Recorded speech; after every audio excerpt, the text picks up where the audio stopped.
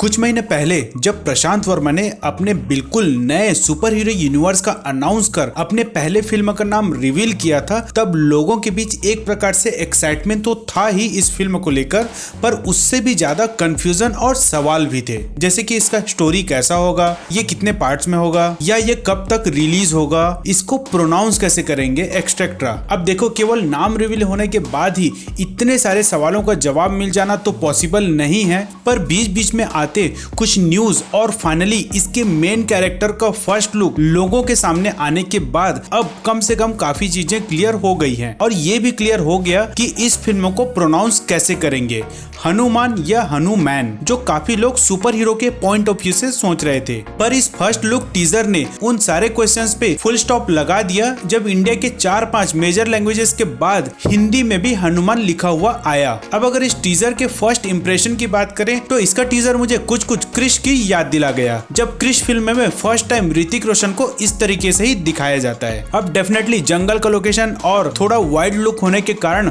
वैसा फील आएगा ही, पर कॉन्सेप्ट तो दोनों का कम्प्लीटली अलग है, जो इस छोटे से टीजर को देख कर ही समझ में आ गया। पर इसके कॉन्सेप्ट के बारे में एनालिसिस हम इस छोटे से ब्रेक डाउन के बाद करेंगे। तो इसका टीजर ठीक वैसे ही शुरू होता है जैसे लास्ट टाइम नेम रिवील के टाइम में हुआ था। मींस कैमरा फ्लोट होता है पहाड़ियों के बीच से, पर नेम रिवील के टाइम में वो बर्फीली पहाड़ियां थी और ये हरी भरी पहाड़ियां। उसके बाद एक झरना नजर आता है जो बिल्कुल बाहुबली के एक सेट की याद दिला जाता है। फिर दौड़ते हुए हीरो का पैर नजर आता है, उसके बाद हाथ जिसमें वो पकड़ा रहता है एक कैटापल्ट या फिर स्लिंग शॉट, जिसे हमारे साइड गुलेल बोला जाता है, और जिसमें मैं ऐसा उम्मीद कर रहा था कि उसमें कुछ मंकी टाइप का रेफरेंस दिखाया जाएगा, पर इसमें नजर आता है बनी। अब स्लिंग शॉट या फिर गुलेल को रैबिट हंट के नाम से ही जाना जाता है। इनफैक्ट इसका आविष्कार ही कुछ इसीलिए किया गया था, तो इसका तो कुछ डीप मीनिंग नहीं निकाला जा सकता, पर इसके आगे दिखाए जाने वाला लॉकेट का एक्चुअल में कुछ मीनिंग निकाला जा सकता है, जो कि एग्जैक्टली वैसा ही है जैसे कि लोगों में दिखाया गया था।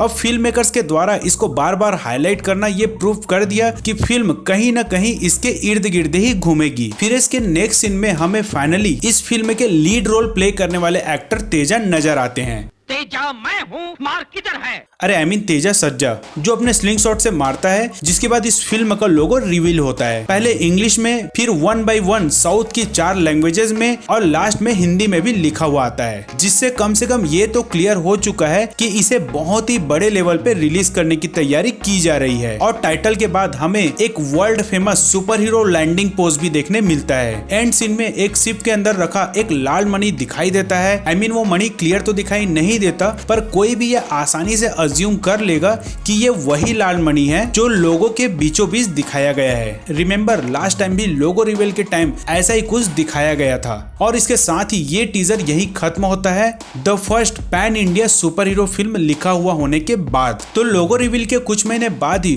फर्स्ट लुक भी रिवील कर देना ये बताता है कि भाई फिल्म मेकर इसके लिए काफी सीरियस हैं और बिना किसी देरी के वो इस फिल्म को कंप्लीट करना चाहते हैं, क्योंकि किसी भी बड़े प्रोजेक्ट में देरी होना मींस धीरे धीरे फेल होना ही होता है, जैसे ब्रह्मास्त्र और इमॉर्टल अश्वत्थामा के साथ हुआ। फिलहाल दोनों को होल्ड पर डाल दिया गया है, जो कि वाकई एक बहुत ही बुरी खबर है। वैसे इन दोनों फिल्म के बारे में मैं नेक्स्ट वीडियो में और भी डिटेल के साथ आऊंगा, पर फिलहाल तो ये फिल्म एक हाई होप दे रहा है कि हमें जल्द ही एक बेहतरीन इंडियन सुपर हीरो फिल्म देखने मिलेगी। बस थोड़ा डर ये है कि इसमें बेवजह कोई कंट्रोवर्सी शुरू ना हो जाए। आपका इस फिल्म और इस प्रेडिक्शन के बारे में क्या राय है, हमें जरूर बताएं दोस्तों। और साथ ही अगर इस टीजर में हमने कुछ इंपॉर्टेंट पॉइंट मिस कर गए तो वो भी हमें बताएं। तो मिलते हैं दोस्तों अगले वीडियो में, तब तक के लिए tata bye bye, take care and stay safe.